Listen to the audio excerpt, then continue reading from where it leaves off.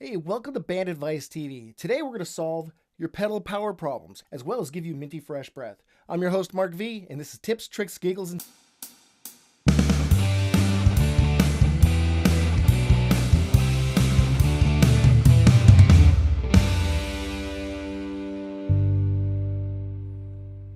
Hey there, this is for the guitar players out there, and some of you bass players too. If you're anything like me, you're going to have some of these laying around. In fact, I've become quite the collector of guitar pedals, as a lot of people have been lately. I'm constantly taking them on and off my pedal board, depending on what the set list is going to be that week. I love playing around with stacking them and doing different arrangements, trying them on different amps with different guitars, and just having a lot of fun with it. Problem is that I have so many of them that a lot of times these things will just sit on the shelf for up to months at a time. First thing I do when I get a new pedal in is I'll take the battery out of it. Because I tell you, there's nothing worse than the heartache of your $250 hand-wired overdrive pedal being destroyed by a corroding 9-volt battery. So I suggest you take your 9-volt battery out. Now on my pedal board, I do have a power supply. And then for those times when I'm just messing around, I've wired up some of these battery snaps. I've just taken a couple of the 2.1 millimeter barrels and some 9-volt battery snaps. And I can just plug them in whenever I need to. Well, this is a rather handy solution when you're just hanging around the house playing around. Problem is, you get 2 or 3 pedals set up, and this gets a little crazy, a little out of hand. You have batteries laying everywhere, tripping and things like that. Then the other day I had an epiphany. I'm always seeing pictures of guitar players' pedal boards with these handy little mint tins on there. Then I thought, what if I were to repurpose this mint tin for something a little less nefarious and turn it into a battery pack for guitar pedals? And then I thought, why don't I film myself doing it so that you guys can build your own? So here you go. First thing we're going to need is some wire snippers and strippers, several sizes of drill bits, your mint tin, an ohm meter,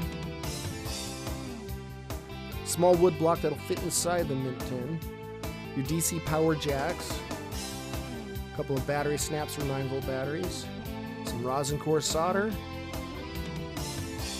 drill, some electrical tape, a nice work surface, and don't forget the soldering iron.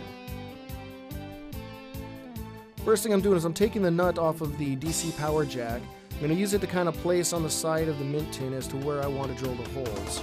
And then I'll take my pencil and kind of draw a little circle or a little dot in the center of it.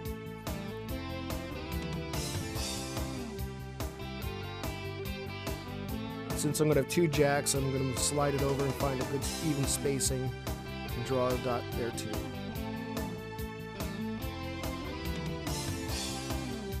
Now I'm going to place the wood block inside the mint tin, and that's going to be kind of a support as well as protect my fingers while I'm drilling. And with a small drill bit, I'm going to drill a pilot hole on those 2 pencil dots.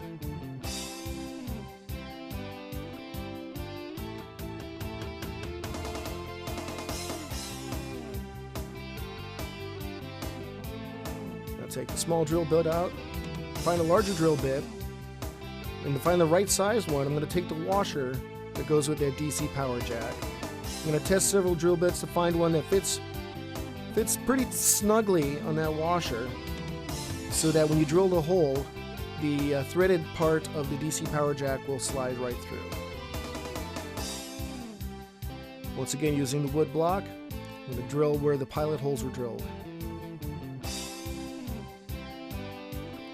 Good idea to wear safety glasses. This does kick up some metal shavings, and this is an outstanding time to vacuum up those metal shavings and get them out of your way.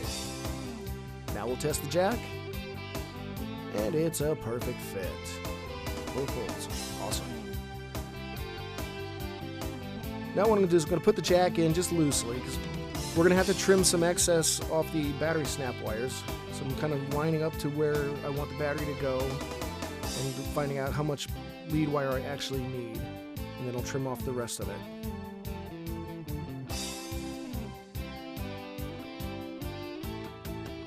And after trimming it, I'll strip back about 1/4 of an inch of the wire. Now using my little soldering holding rig there, I'll go ahead and put the DC jack on there. And I'm going to take my solder and my soldering iron, I'm going to tin the leads on there.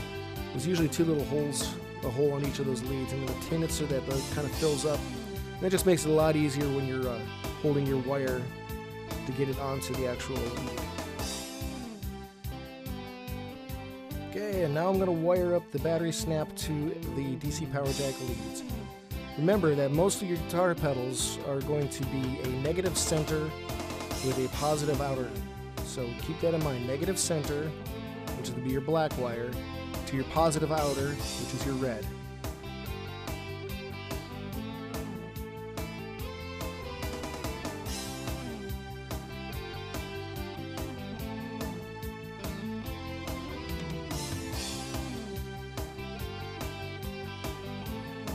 Inspecting it, make sure it's a nice solid solder. Now that little battery snap that I made earlier, I'm going to go ahead and connect it on there, plug it in to my new wiring. Then taking my ohm meter, I'm going to check for resistance. There should be 0 resistance between the two sides. As you see, 1 0 there. I'll check the other one. And 0 there, which means that we got a good connection. So we're good to go now with that wiring. Let's go ahead and do it again for the second one. Make sure to tin it up and solder it up. Once again with negative center and positive outer. And test it as well. So the last thing you want to do is put that thing into your enclosure just to find out it doesn't work. So.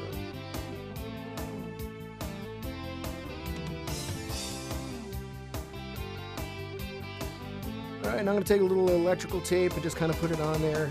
If you have some of that heat shrink stuff, you could have put that, put your battery snap wiring through it first. You know, it's just a matter of preference. This was kind of a bush fix with parts I had laying around, so.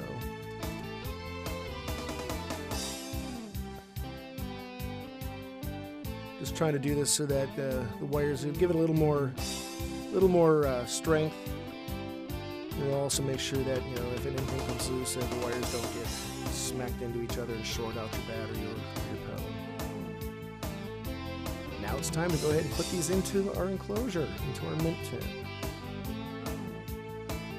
Go through, add a washer, blow a screw on the nut, make it finger tight first. And on the inside there, I'm carefully holding it by the leads, not to pinch the leads together, but just holding the leads together. Using my pliers, I just make it nice and snug. Also make sure that the nut is aligned in such a way that it'll still close. If one of the pointed sides is up, the lid will catch on it and not fully close. Let's go ahead and plug in our batteries and give it a shot.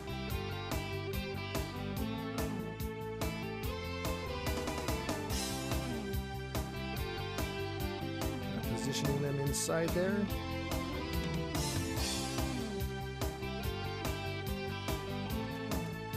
Get my little pedal lead. Plug it in. Voila! I got power.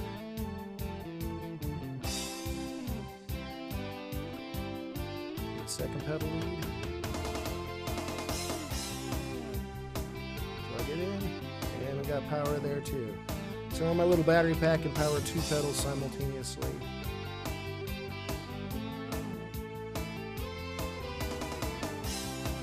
And then if you have a little styrofoam, and if you don't have styrofoam, just take some cotton balls and kind of stretch it out, just kind of pack it in there. If you're using rechargeable batteries, this is fine and dandy because that way you don't have to worry about pulling the batteries out to charge them or swap them out. But you know, once again, like I said, this is made with stuff I had laying around the house. There you go. Mint tin battery pack. Make 2, 3, 4, 5 of these things and have them around the house for whenever you need to plug in your pedals.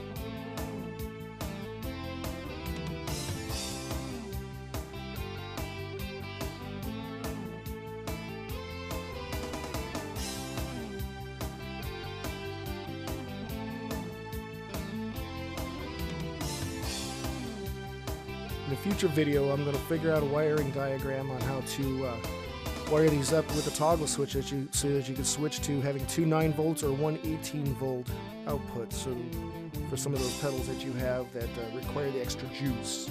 So be looking forward to that.